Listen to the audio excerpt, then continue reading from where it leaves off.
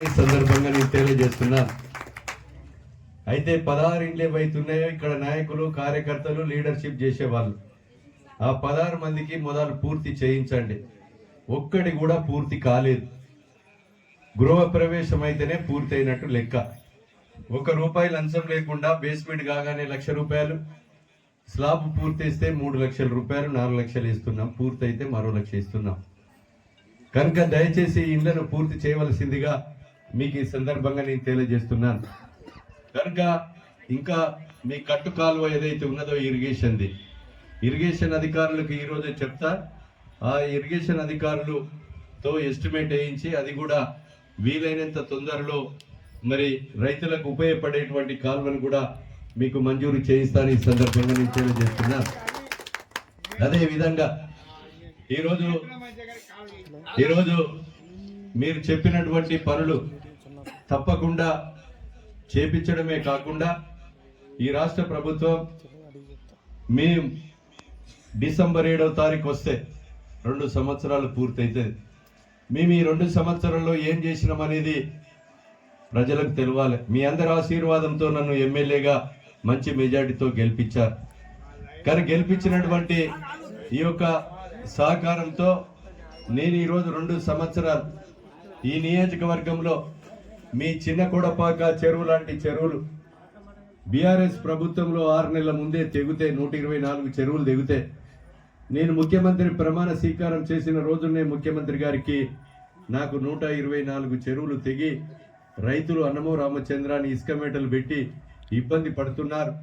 ఆ 124 చెరువులు పునరుద్ధరణ చేసి రైతులకు పంటలు పండియాలని ముఖ్యమంత్రి గారిని కోరా. వెంటనే ₹30,70,000 మంజూరు ఇచ్చి చిన్న కోడపాక చెరువు లాంటి దాని వెనుక ఉన్నటువంటి రైతాంగం అలాంటి చెరువులకు 124 చెరువులు పునరుద్ధరణ చేసి పోయిన వానకాలం పంట, వేసంగి పంట, మళ్ళీ వానకాలం పంట పండించారని మీకు ఈ సందర్భంగా నేను తెలియజేస్తున్నా. అంతేకాదు ఈరోజు 124 చెరువులతో పాటు ఈరోజు మనుషులు కొట్టుకపోయినా, ఇండ్లు కూలిపోయినా, మనుషులు కొట్టుకుపోయిన వారికి 5 లక్షలు, అదేవిధంగా గేదెలు చనిపోతే 1100 గేదెలకు మనిషికి ₹50,000 ఇంటికో గేదె కూడా కొనిచ్చానని సందర్భంగా తెలియజేస్తున్నాను. అదే రకంగా రోడ్లన్నీ అధ్వానమైన పరిస్థితిలో ఉంటే అప్పుడున్నటువంటి ప్రభుత్వం నాయకులు పట్టించుకోలేదు. నేను వచ్చిన తర్వాత సీతక్కకు ముఖ్యమంత్రికి చెప్పి ఈరోజు పంచాయతీరాజ్ రోడ్లో ₹200 కోట్ల నిధులను ఈ రోడ్ల నిర్మాణం కొరకు తీసుకొచ్చాను.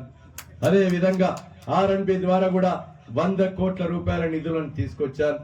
₹200 కోట్లతో ఈరోజు ఎస్సీ, ఎస్టీ, బీసీ, బడుగు బలహీన వర్గాల అట్టడుగున అనగారిన పేద పిల్లల కొరకు ₹200 కోట్ల గాంధీనగర్ గుట్ట మీద ఆ గుట్ట జాగ పోయిన నాయకుడు ఆయన ఫ్యాక్టరీ కొరకు 187 ఎకరాలు తీసుకుంటే దాన్ని గుంజి 40 ఎకరాల్లో 200 కోట్లతో పేద పిల్లల కొరకు భవనాలు ఒక్కొక్కటి ₹25 కోట్లతో 8 భవనాలు కట్టిస్తున్నారని సందర్భంగా మీకు తెలియజేస్తున్నాను.